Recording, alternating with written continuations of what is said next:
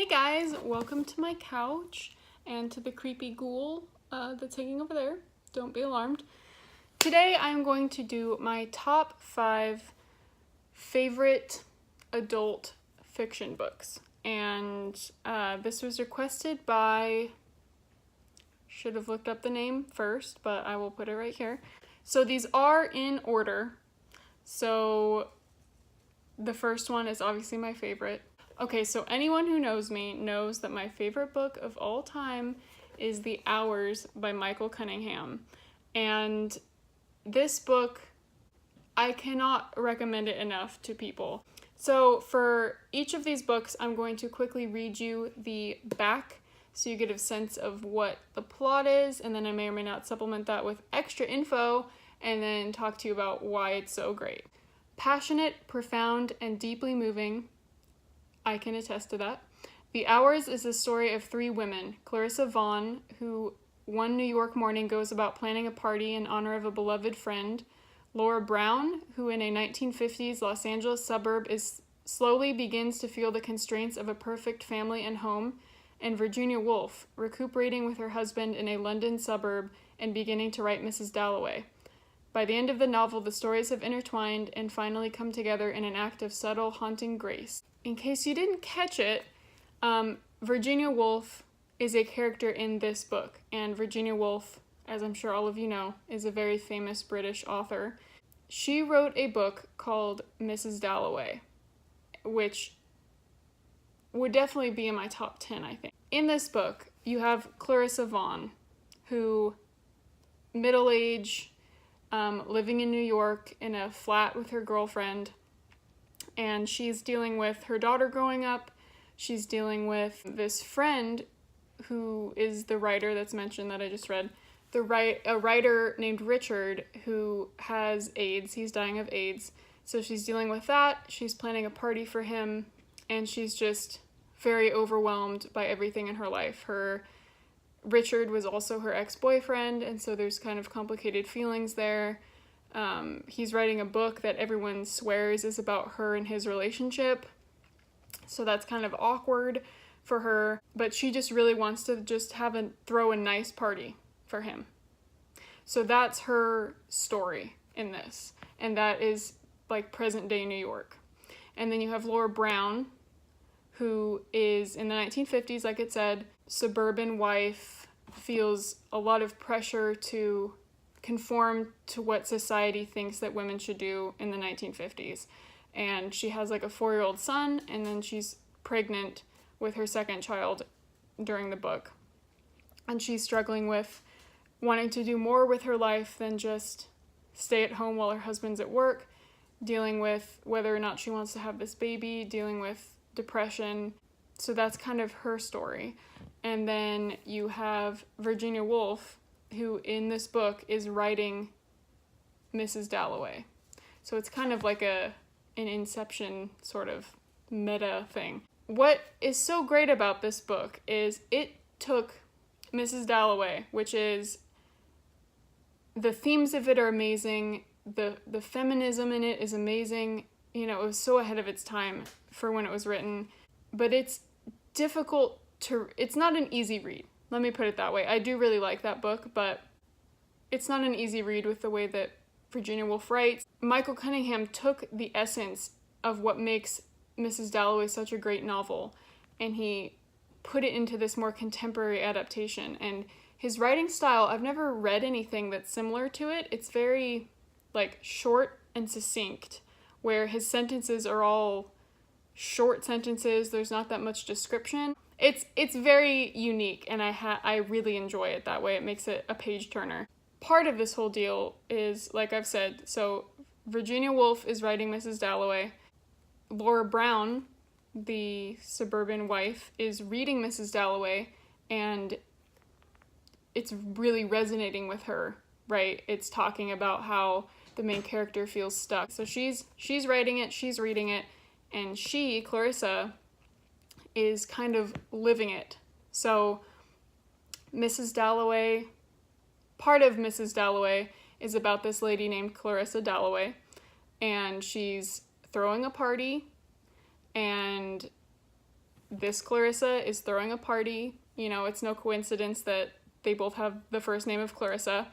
And Richard, the author she's throwing the party for, calls her Mrs. Dalloway as kind of a term of endearment. So that's how she's connected to the story. So all three of them are obviously very connected to Mrs. Dalloway as the novel, but you do not have to have read Mrs. Dalloway. I didn't read it before I read this, and I still got so much out of it. It's so insightful, it's empowering. I really connect with it in terms of feminism, in terms of mental illness.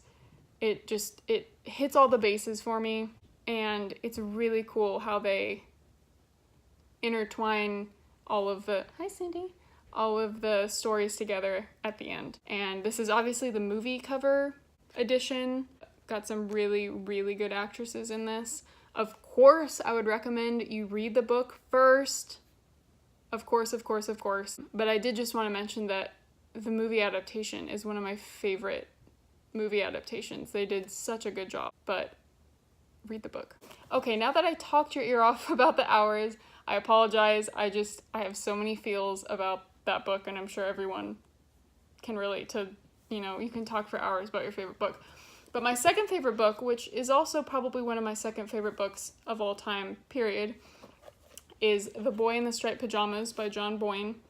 And this is also the movie cover edition. I don't know why. I try not to buy movie tie-ins, but it's very strange. So I'm going to go ahead and read you the back of this one. If you start to read this book, you will go on a journey with a 9-year-old boy named Bruno, though this isn't a book for 9-year-olds. And sooner or later you will arrive with Bruno at a fence. Fences like this exist all over the world. We hope you never have to encounter one. So I am sure most of you have seen the movie version of this. And the movie version, I liked some things better than the book version, but there are also a lot of things that I thought they kind of just murdered about the book when they tried to adapt it. So I kind of have mixed feelings about the movie. It's still a really good film, but if you were meh about the movie, I really, really encourage you to read the book because the book is so much better. So if you don't know, this book is about a 9-year-old boy whose family is pro-Hitler. His father works with Hitler, for Hitler.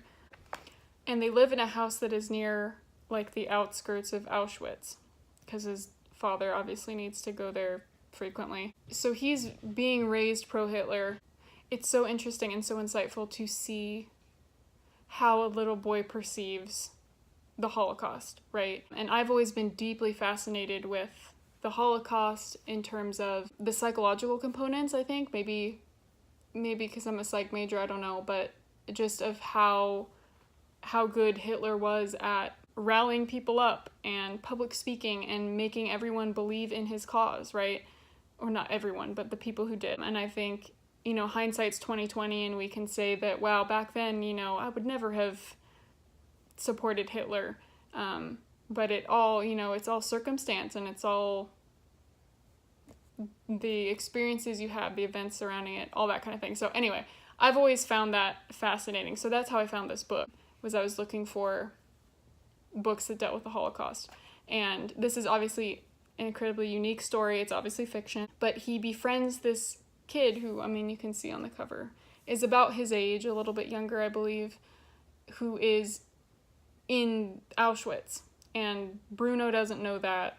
He's just friends with him. His friend wears striped pajamas, which we know as adults reading it are the concentration camp outfits. So I think what I love about this book so much is the insight you get, the innocence you get from having the main character be so young and so unaware of what his father does for a living, what's going on in the world, and having him befriend a kid who is suffering at the hands of what Bruno's family is working for, if that makes sense. And I think one of the really critical components that I'm not mad they left it out of the movie, because I don't know how they would have put it in, because you don't really have writing, text in films, but Bruno overhears a lot of his father's conversations, and he mishears things, And so the way that he mishears things is written into this book. So Auschwitz is never mentioned in this book. It's out with, because that's what he hears, and those are words he knows, and that's what he thinks they're saying. So he talks about how, he's gonna go by out with, and there's a lot of other terms like that. That's just the one that comes to mind in this book that I think just contributes to the storytelling. The writing is great, and I'm not gonna spoil it, the ending for you guys, but the dramatic irony for the ending in the book and the movie, it's so poignant, so heart-wrenching, and one of the main reasons why I love this book so much. Book number 3. If you thought we were getting, that was the sad kind of book and we were gonna, go to something a little bit more happy, you would be wrong. So my third book is Room by Emma Donoghue, and I read this about 4 years ago, I think, and I read it all in one night. So I'm going to quickly read you the back of this. To 5-year-old Jack, Room is the world. It's where he was born. It's where he and his ma eat and sleep and pray and learn. At night, Ma shuts him safely in the wardrobe, where Jack is meant to be asleep when old Nick visits. Room is home to Jack, but to Ma, it's the prison where she has been held for 7 years. Through her fierce love for her son, she has created a life for him in this 11 by 11 foot space. But Jack's curiosity is building alongside Ma's own desperation, and she knows that Room cannot contain either much longer. This book is, I definitely think there's a theme in terms of this and Boy in the Striped Pajamas, where you have a horrible event or horrible circumstances, but you're seeing it through a child's perspective, and which is so unique. Jack, in this book, the kid, he's so innocent. He has no idea that there is a world outside of the shed that they've been kidnapped in for his whole life. He gets older in this book, he starts asking more questions, and his mom is trying to explain to them that there is in fact a world outside. TV has real people that are acting in it. Those aren't just drawings, those are other human beings. Everything. I didn't even know, or I couldn't even fathom all of the things that someone who's grown up in a kidnap situation for their whole life wouldn't know. And all of those things are brought up in here where you're like, wow, of course they never knew that. They don't have windows. Of course they never knew that. They don't have this or they don't have that. And it is amazing. And the mother's, perspective is so heartbreaking because she's been there for so long. She knows obviously what is really happening here. Is trying to educate her son and gets frustrated when he doesn't understand because this is, she wants out, obviously. So this was made into a movie recently with Brie Larson as the mom. I enjoyed it for what it was, but it does not compare to the book. Just like with Boy in the Striped Pajamas, if you were like, that was okay, definitely read the book. I don't want to give away the ending, but the first 3/4 of this book was the first 30 minutes of the movie. They really spent more time on certain things than other things. This is definitely, it's insightful. Parts of it are very much like a thriller. I was just flipping pages. My heart was racing. So good. So I definitely recommend this. The 4th book I have is Still Alice by Lisa Genova. Yet again, another movie tie-in cover. This book is also very insightful. Alice Howland is proud of the life she worked so hard to build. At 50 years old, she's a cognitive psychology professor at Harvard and a world-renowned expert in linguistics, with a successful husband and 3 grown children. When she becomes increasingly disoriented and forgetful, a tragic diagnosis changes her life and her relationship with her family and the world forever. At once beautiful and terrifying, Still Alice is a moving and vivid depiction of life with early-onset Alzheimer's. Once again, keeping with my theme, this book is about a situation from a perspective of someone that you don't normally see their perspective. As a psych major, I went through a year where I just read a lot of books like this, fiction and nonfiction books about people talking about mental illness. And this one really stuck with me because I remember learning that early onset Alzheimer's was a thing, because I think you usually associate it with older people. And while it is more prevalent in older people, you know, it doesn't discriminate with age. And to watch someone younger like Alice, who's only 50, so much of her identity is tied into what she knows.